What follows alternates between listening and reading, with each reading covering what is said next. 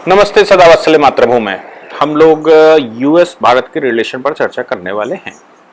US Bharat के relation के विषय में एक खास बात ये सामने आई कि पीछे यूएस ऐसा लोगों का कहना था कि भारत से बहुत नाराज है, बहुत ज़्यादा नाराज है। रशिया के मामले को लेकर यूएस भारत के ऊपर अनावश्यक दबाव बनाने की कोशिश करता रहा है।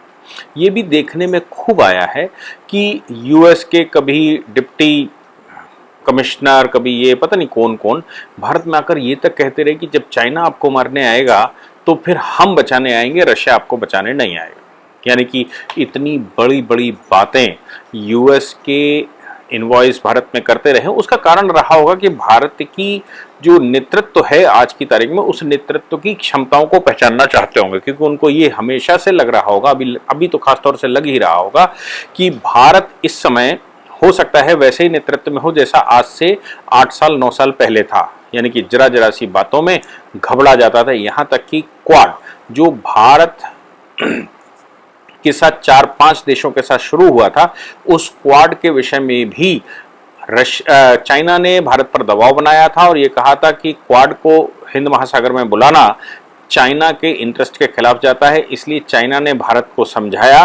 भारत में कांग्रेस पार्टी उस समय शासन कर रही थी। कांग्रेस पार्टी, राहुल गांधी की कांग्रेस पार्टी और कम्युनिस्ट पार्टी ऑफ चाइना, इन दोनों के बीच में प्राइवेट बायलैटरल एग्रीमेंट भी हो गए थे और इसलिए उस समय क्वाड्रिलेटरल यानी कि क्वाड की जो कार्यक्रम चल रहा था उससे भारत विड्रॉ कर गया था। सिंगापुर भी उस समय क्वाड में हुआ करता था, सिंगापुर के साथ रिलेशन हमने खत्म कर लिए थे। ऑस्ट्रेलिया और जापान के साथ भी हमने धीरे धीरे करके तोड़ दिया था। यानी कि अब क्वाड में भारत एक्सरसाइज नहीं कर रहा था, लेकिन मोदी जी के आने के बाद मोदी जी ने फिर से उस पूरी ड्रिल को शुरू किया। क्वाड की हिंद महासागर में बैठकें शुरू की, हिंद महासागर में ड्रिल करनी शुरू की, एक्सरसाइज करनी शुरू की। चाइना हालांकि लगातार उसका विरोध करता रहा, लेकिन भारत ने कभी चाइना का दबाव माना नहीं। यहाँ तक कि गलवान इशू की बात करें या डोकलाम इशू की बात करें, भारत किसी भी हालत में पीछे हटने को तैयार नहीं था। वो हमेशा से ये कहता आया। आज की तारीख, आज का भारत ये है, आज के प्रधानमंत्री लगातार ये कहते हैं ना सर झुका के बात करेंगे और ना आंख दिखा के बात करेंगे, हम सम बात करेंगे, एक दूसरे के साथ आंख मिलाकर बात करेंगे। वैसी वो पॉलिसी के तहत ही भारत के प्रधानमंत्री लगातार चीन से वार्ता करते रहे और चीन भी भारत की समय समय पर आवश्यकता अनुसार तारीफ करता रहा। भारत के विषय में, भारत का जो यूथ है, भारत की जो पॉपुलेशन है, भारत की जो शक्तियां हैं, भारत की जो क्षमताएं हैं, उन क्षमताओं को भारत के प्रधानमंत्री लगातार विश्व के अनेक फोरमों पर उठाते रहे हैं और ये सिद्ध करते रहे हैं कि अगर भारत को आप सेंट्रल पॉइंट बनाते हैं तो फिर भारत आपको सस्ती लेबर दे सकता है। कंज्यूमर भारत खुद है और मार्केट भी भारत ही है। इसलिए आप भारत में आइए और आप इंपोर्ट पर कम, भारत में manufacturing, made in India, made for India या मेक इन इंडिया, ये सब प्रधानमंत्री ने चलाने शुरू किए। परिणाम उसके आने शुरू हो ही गए हैं। और जैसे ही ये वुहान वायरस आया तो वुहान वायरस के बाद तो चीन से लोगों का मन मोह भंग होने लगा और जब भारत ने ऑप्शन दिए, करप्शन फ्री ऑप्शन दिए कि हम सैंक्शन करके देंगे, आप केवल भारत में आइए, तो एप्पल जैसी, सैमसंग जैसी बड़ी बड़ी कंपनियों ने भारत में अपनी पूरी मैन्युफैक्चरिंग शुरू कर दी है। यानी कि वो फुल फ्लैश, फुल विंग में भारत में मैन्युफैक्चरिंग करके अब एक्सपोर्ट करना शुरू कर दिया। ऐसे बहुत सारी कंपनियां भारत में लगातार आ रही हैं जिनके प्रोडक्शन शुरू भी हो गए हैं और लगता है कि अगले 2-3 वर्ष में वो बड़े स्तर पर प्रोडक्शन करना शुरू कर देंगे। यहां तक कि डिफेंस कंपनियों को भी भारत ने इन्वाइट किया और विश्व की डिफेंस कंपनियां, चाहे वो यूएस की हों, चाहे वो यूरोप की हों, उन कंपनियों को भी made in India, make in India के तहत बुलाया और कहा कि आप हमारे यहाँ बनाइए और हम एक्सपोर्ट में आपकी मदद करेंगे। आप हमारे यहाँ आइए, बनाइए। जब वो हमारे यहाँ बनाना शुरू कर रहे हैं या वो इंडस्ट्री भारत में लग रही है तो स्किल्ड लेबर, भारत की लेबर स्किल्ड हो जाएगी। टेक्नोलॉजी भी किसी न किसी प्रकार से भारत को उसमें ट्रांसफर होगी, कंपनियां बनाएंगी, एक्सपोर्ट करेंगी, भारत का भी उसमें हिस्सा होगा और भारत सेल्फ डिफेंस की तरफ या सेल्फ सफिशिएंट की तरफ आना शुरू हो जाएगा, सेल्फ सिक्योर्ड की तरफ होना शुरू हो जाएगा। इसी बीच में रशिया यूक्रेन हो गया। रशिया यूक्रेन के मामले में अमेरिका ने भारत के ऊपर लगातार बहुत बड़ा प्रयास बनाया, भारत के ऊपर बहुत बड़ा अमेरिका ने प्रयास बनाया और उस प्रयास में भारत से उसने ये उम्मीद की कि भारत किसी प्रकार से रशिया के अलायंसेस टूट जाएं और रशिया के अलायंस टूटने का मतलब होता है कि भारत की जो डिफेंस की मार्केट है वो पूरी अमेरिका और यूरोपियन देशों के लिए खुल जाएगी। चाइना से हम लेते नहीं है।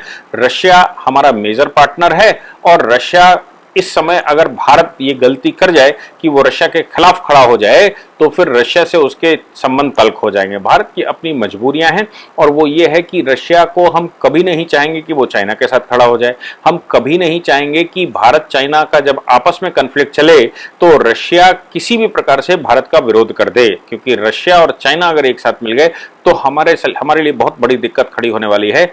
ना कि अमेरिका हमारी मदद कर पाएगा। अमेरिका और यूरोपियन देश हमारी उतनी मदद नहीं कर सकते जितना कि रशिया चाइना की कर देगा। दोनों टेक्नोलॉजी प्रधान देश हैं, दोनों ही अग्रणी भूमिका में हैं, इसलिए हमारे लिए बहुत बड़ी समस्याएं होने वाली हैं। दोनों ही हमारे बड़े मेजर पड़ोसी हैं।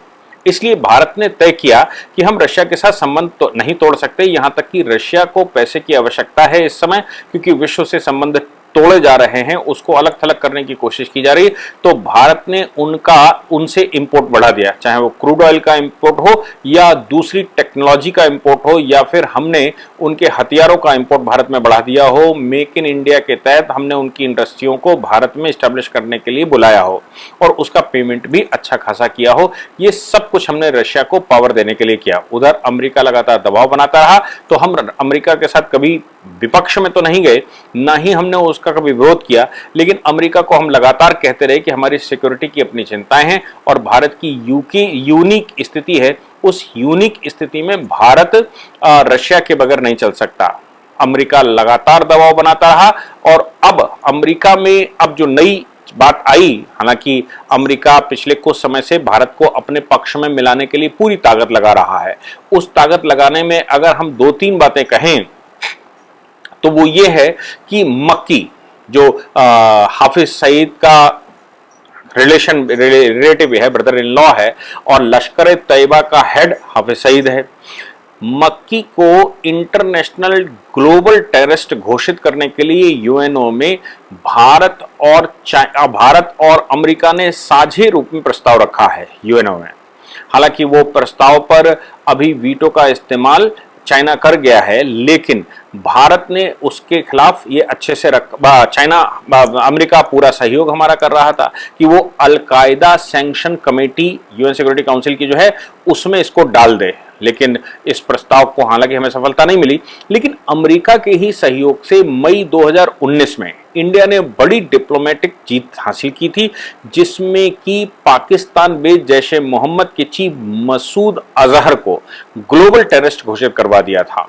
और उसमें अमेरिका ने हमारी मदद की थी और हमने चाइना को भी कन्विंस कर लिया था। अमेरिका ने चाइना के ऊपर दबाव बनाना शुरू किया तो चाइना भारत के नजदीक आने के लिए उसने मसूद अजहर को, जबकि चाइना मसूद अजहर के मामले में भी कई बार वीटो का इस्तेमाल कर चुका था, क्योंकि चाइना का ये विश्व का मानना है कि पाकिस्तान का ऑल वेदर पार्टनर अगर कोई है, ऑल वेदर कोई वेल विशर है तो वो चाइना है। चाइना से ज्यादा वेल विशिंग पाकिस्तान की और कोई नहीं कर सकता। उसका कारण क्योंकि चाइना को अगर कोई मात दे सकता है, कोई चाइना से लड़ सकता है तो वो भारत है। तो भारत को चारों तरफ से घेरने के उद्देश्य से चाइना ये खेल खेलता ही रहता है, चाहे वो पाकिस्तान के साथ जाए, श्रीलंका के साथ जाए, मालदीव के साथ जाए या वो बांग्लादेश के साथ जाने का प्रयास करे, या इधर इस साइड में वो म्यांमार जाने का प्रयास करे, या इधर नेपाल में घुसने का प्रयास करे। हालांकि आज से 8 वर्ष पहले उसने चारों ओर से भारत को घेर भी लिया था, लेकिन जब 2014 की सरकार बनी तो उसने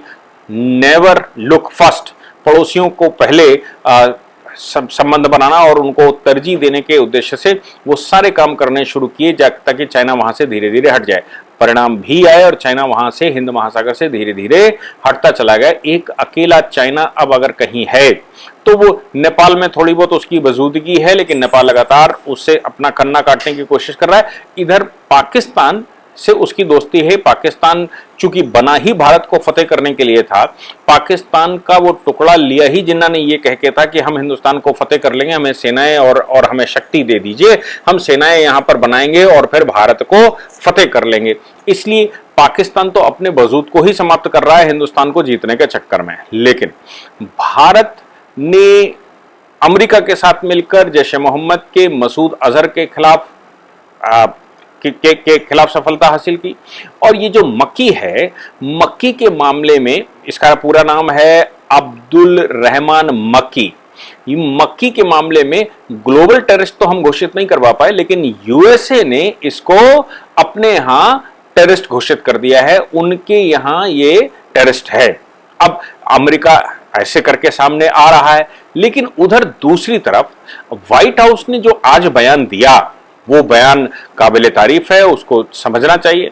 एक्चुअली हुआ क्या कि व्हाइट हाउस के Indo Pacific adviser Kurt Campbell ने एक कार्यक्रम चल रहा था, उस कार्यक्रम में एक बात कही। ये जो कार्यक्रम उस मतलब एक सेमिनार चल रहा था, उस सेमिनार में जो स्टेटमेंट दिया, ये सेमिनार है panel discussion at Washington Center for a New American Security, CNAS USA।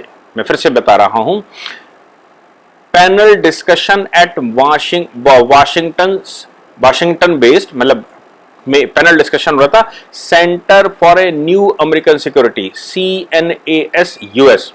इसमें कैम्बेल ने जो कहा, उन्होंने कहा भाई भारत हमारे लिए स्ट्रेटेजिकली बहुत इंपॉर्टेंट है और भारत के बगैर 21वीं सदी में अमेरिका सोच नहीं सकता कि वो विश्व पर राज कर सकता है, या भारत विश्व में उस भूमिका पर होना चाहिए जहां अमेरिका जिस स्थिति में खड़ा हुआ है।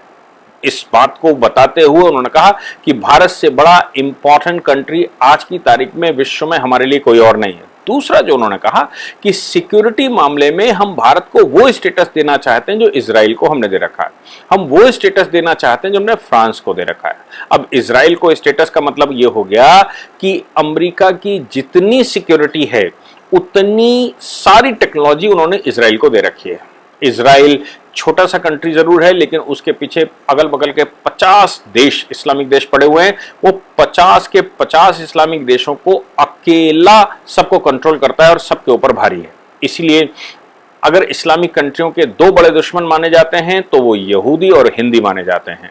यहूदी इसलिए क्योंकि यहूदियों से उनकी पार नहीं पाता, और हिंदी इसलिए क्योंकि 700-800 वर्ष शासन करने के बाद भी हिंदवी स्वराज स्थापित हुआ, और हिंदवी स्वराज स्थापित होने के बाद, स्वतंत्रता के बाद भी हिंदू बच गया, हिंदू शासन कर बैठा। हालांकि वो अपना क्षेत्र बहुत बड़ा गंवा बैठा, चाहे बांग्लादेश के रूप में गंवाया हो, पाकिस्तान के रूप में गंवाया हो, अफगानिस्तान के रूप में गंवाया हो, या और अगल बगल के देशों के रूप में गंवाया हो, लेकिन फिर भी हिंदू जीवित है और विश्व की तीसरी सबसे बड़ी आबादी है। अगर इस तीसरी आबादी में हम बौद्धों को मिला दें तो विश्व की सबसे बड़ी आबादी बन जाती है। यानी कि बौद्ध और हिंदू को अगर हिंदू मान लें तो विश्व की सबसे बड़ी आबादी है, और वैसे अगर बौद्ध को अलग माने तो फिर तीसरी सबसे बड़ी आबादी है और चौथी बौद्ध सबसे बड़ी आबादी है। तो फिर ऐसी परिस्थिति में जहां पर यह सिचुएशन हो कि हिंदी सबसे बड़ी आबादी संसार की है, तो ऐसी सिचुएशन में इस्लामिक कंट्रियों का जो उद्देश्य रहता है कि वो किसी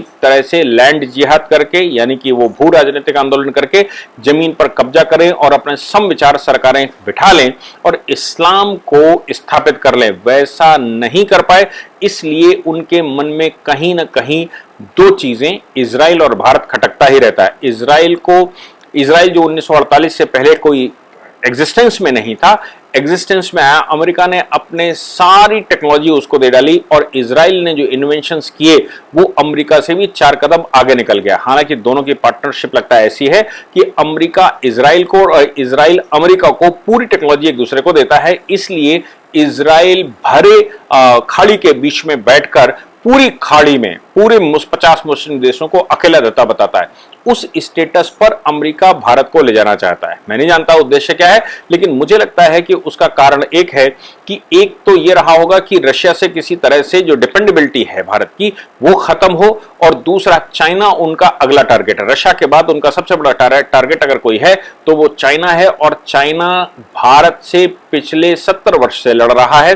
भारत चाइना के बॉर्डर पर कुछ ना कुछ होता ही रहता है, तो चाइना की विस्तारवादी नीति को अगर किसी कंट्री ने रोका तो वो भारत था। हालांकि भारत के 2 प्रोटेक्टोरेट स्टेट जिनकी जिम्मेवारी भारत की थी, उसको तिब्बत या नेपाल, ये दोनों ही, तिब्बत पर तो उसने पूरी फतेह हासिल कर ली, और नेहरू जी हमारा प्रोटेक्टोरेट स्टेट होते हुए भी उसकी रक्षा के लिए नहीं गए, शायद डर गए होंगे, या फिर उनके मन में क्या रहा पता नहीं।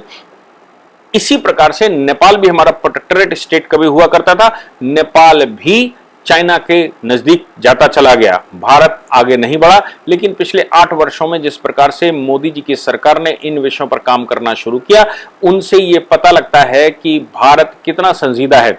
अब चाइना जिसका विस्तारवादी नीतियों के जिसके विस्तार को भारत ने रोका हो, उसको अमेरिका को ये लगता है कि भारत बनाम चाइना अगर होता है कभी, तो भारत का सपोर्ट करने से चाइना को कमजोर किया जा सकता है, और चाइना जितना कमजोर होगा उतना ही अमेरिका के लिए अच्छा है। अमेरिका की खास बात यह है, चाहे हम फर्स्ट वर्ल्ड वॉर की बात करें, सेकंड वर्ल्ड वॉर की बात करें, चाहे हम और किसी भी प्रकार के वॉरों की लड़ाइयों की बात करें, अमेरिका प्रत्यक्ष रूप से कहीं लड़ने नहीं गया। अगर गया भी तो उसने एयरफोर्स के माध्यम से किया। जैसे मैं अफगानिस्तान की बात करूं, जैसे मैं इराक की बात करूं, तो उसने एयरफोर्स के माध्यम से किया। और कोशिश अमेरिका यह करता है कि दो अड़ोसी पड़ोसी किसी तरह लड़ जाएं, जिसमें अमेरिका एक साइड में खड़ा हो जाए, और अमेरिका का जो मंसूबा है कि वो दोनों देश अपनी शक्तियों का हरण करें या क्षरण करें, और अमेरिका स्ट्रांग बना रहे, अपनी स्थिति में बना रहे। दो चीजें सामान्य हैं कि या तो आप अपने आप को स्ट्रांग करते रहिए, या फिर आपका जो स्ट्रांग पार्टनर है या दूसरा व्यक्ति है उसकी शक्ति को कमजोर कर। अमेरिका इस बात पर विश्वास करता है कि झगड़ा नहीं करना, लेकिन दो शक्तियां अगर महाशक्तियां लड़ती हैं तो लाभ अमेरिका का होगा। पहला ये कि उसके हथियार बिकते हैं, दूसरा ये कि उसकी शक्ति अपने आप उसमें स्ट्रांग हो जाती है जब मजबूत शक्तिशाली देश कमजोर होता है। तो यह भी संभव है कि वो रशिया से तोड़ने के लिए, यह भी संभव है कि चाइना के विरुद्ध भारत को इतना सशक्त कर दिया जाए कि वो चाइना को चैलेंज कर सके। लेकिन मुझे अभी भी डाउट इस बात का है कि इजराइल की तरह वो नहीं कर सकता, क्योंकि इजराइल को कितनी भी शक्ति दे दी जाए वो अमेरिका को कभी चैलेंज नहीं कर पाएगा। इजराइल के पास कितनी भी टेक्नोलॉजी क्यों ना हो, वो रशिया को कभी चैलेंज नहीं कर पाएगा। लेकिन भारत के पास अगर इजराइल की तरह शक्तियां आ गई और वो अमेरिका उस स्तर पर आ गया कि वो इजराइल की तरह भारत को बना देगा, तो भारत के साइंटिस्ट उस पर 4 कदम आगे चलने वाले हैं, और टेक्नोलॉजी के आधार पर वो विश्व में सबसे अग्रणी भूमिका में रहने वाले। अमेरिका ये कभी नहीं चाहेगा कि भारत जैसे बड़े देश विश्व में बड़ी शक्ति बनकर उभरे। भले ही भारत की पॉलिसी ये रही कि हमने कभी किसी देश पर हमला नहीं किया, हम शांति पर विश्वास करते हैं, यहां तक कि अशोक शक्ति हासिल करने के बाद भी वो शांति दूत भेजता था, वो सारे संसार में शांति का पैगाम, बुद्धिज्म का पैगाम उसने भेजा। तो बात बिल्कुल साफ है, भारत ऐसा कभी नहीं करता। फिर भी भारत करता तो नहीं है, लेकिन क्यों भारत को स्ट्रांग कर दिया जाए, ये सारी चिंताएं यूएस की हो सकती है। फिर भी वो अगर लगातार ये कह रहे हैं, वो झुक गए हैं और ये भूल गए हैं कि भारत रशिया के लिए लगातार कहता आया कि हमारी एक यूनिक सर्कमस्टांस है। भारत के विदेश मंत्री कहते आए कि रशिया के साथ पहले यूरोप अपने संबंध तोड़े। भारत के विदेश मंत्री कहते आए कि अमेरिका हमारी स्थितियों को नहीं समझ पा रहा है, तो ये उसका विषय है। लेकिन हमारा विषय ये है कि हमें सिक्योरिटी की चिंता है, इसलिए हम रशिया के साथ अपने संबंध खराब नहीं कर सकते। इन सारे विषयों को ध्यान में रखते हुए, चाहे वो मक्की की बात आती हो और या फिर इन संबंधों की बात आती हो, अमेरिका ने झुकते हुए ये बात स्वीकार कर ली है कि भारत के बगैर उसका काम नहीं चल सकता। वो 21वीं सदी का अमेरिका नहीं हो सकता जब तक कि भारत उसके साथ ना हो। इसलिए मुझे लगता है कि भारत के प्रधानमंत्री जिस प्रकार से इन विषयों पर डटे रहे और वो झुके रही, उन्होंने अपनी बात बड़ी सहजता से कही, उसका परिणाम है कि अमेरिका भी बात समझ रहा हो या ना समझ रहा हो, लेकिन आवश्यकता जरूर उसको समझ में आ रही है, इसलिए वो इस प्रकार की चर्चा करने के लिए बाध्य हो रहा है। और वो लगातार भारत के लिए कह रहा है कि आप हमारे पार्टनर बनिए। हालांकि भारत उनको इन विषयों पर खुलकर कोई बात नहीं कर रहा है, क्योंकि रशिया को हम छोड़ नहीं सकते, लेकिन अमेरिका से लाभ जो मिलना चाहिए वो हम लेते रहेंगे और ले सकते हैं और लेने के लिए तैयार हैं। लेकिन आप ये कहें कि रशिया को छोड़ दीजिए, तो ये एक कठिन घड़ी में लिया गया निर्णय होगा। ऐसा निर्णय भारत संभवतः अभी लेने के लिए तैयार नहीं है। जय हिंद, जय भारत, वंदे मातरम।